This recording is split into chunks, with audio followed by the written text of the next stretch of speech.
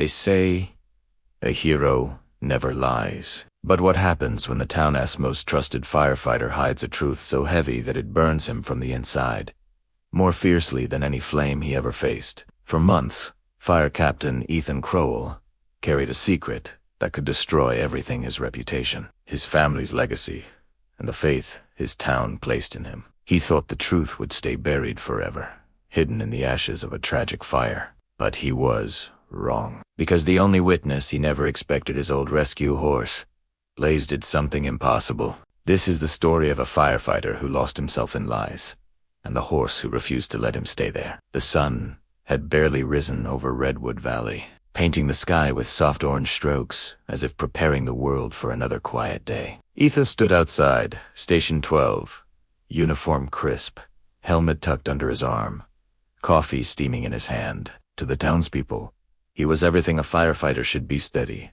brave, and unshakable. A pillar of the community, just like his father before him.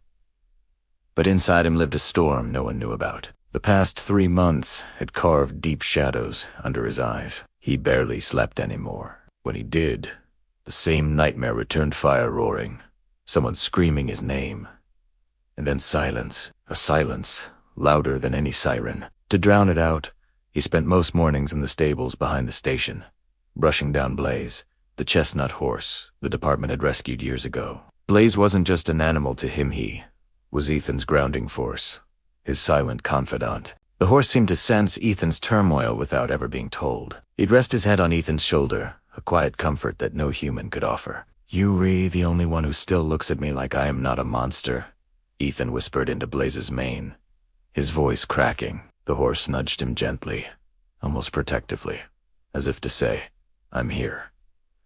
Before Ethan could gather himself, the station radio crackled to life, shattering the morning peace. "All unit structure, fire on Maple Ridge. Possible entrapment." Ethan froze. Maple Ridge. His chest tightened until it was hard to breathe. That was the same place, the same neighborhood. The fire from 3 months ago was the one that had left a stain on his soul. The fire he wished he could forget, but couldn't. He shoved the memory down, like he always did. "Let's move," he barked to his team, his voice rougher than he intended. They rushed into action, sirens blaring, heading straight back to the scene of his worst failure. The fire towered over the house by the time they arrived. Dark smoke spiraled into the sky, twisting like a warning. Ethan's heart hammered against his ribs as he led his crew inside. Heat slammed into them in violent waves, but he pushed forward, shouting orders, determined to be the hero everyone believed he was.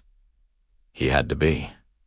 Today, he couldn't fail, but he wasn't thinking straight. He wasn't calm.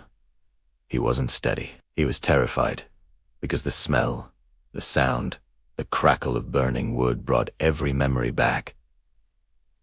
With brutal clarity, 3 months ago, another house on this very street, the flames had been just as vicious. Ethan had made a critical mistake, a miscalculation in the heat of the moment that cost someone their life. The official report said it was an unavoidable tragedy, but Ethan knew the truth. It was his fault. In a moment of panic and shame, he'd covered it up, letting everyone believe he'd done everything right. The praise felt like poison. He was living a lie, and the guilt was eating him alive. Inside the burning house on Maple Ridge, his vision blurred. He couldn't breathe, not from the smoke, but from the past gripping his throat. He saw flashes of the other fire, heard the echoes of the screams. He was losing control. A support beam cracked above him, groaning under the immense pressure. "Cap, watch out," one of his team shouted, yanking him back just as the beam crashed down, sending a shower of sparks where he'd been standing. He stumbled backward, shaking, ashamed.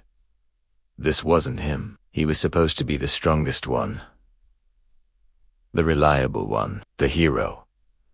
But right now, he was a liability. Bike outside as the flames finally died, and paramedics tended to the homeowners who thankfully made it out safely.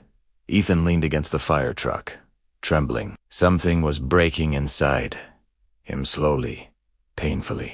But what happened next shattered him completely. As the crew began packing up their equipment, Ethan heard frantic neighing from behind the truck. It was Blaze.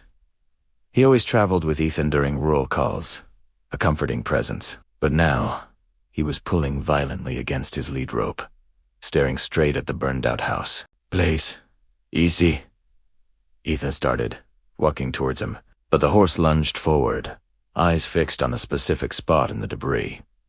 It was the exact same way he had reacted 3 months ago, the same frantic energy, the same fixed stare, and it terrified Ethan now.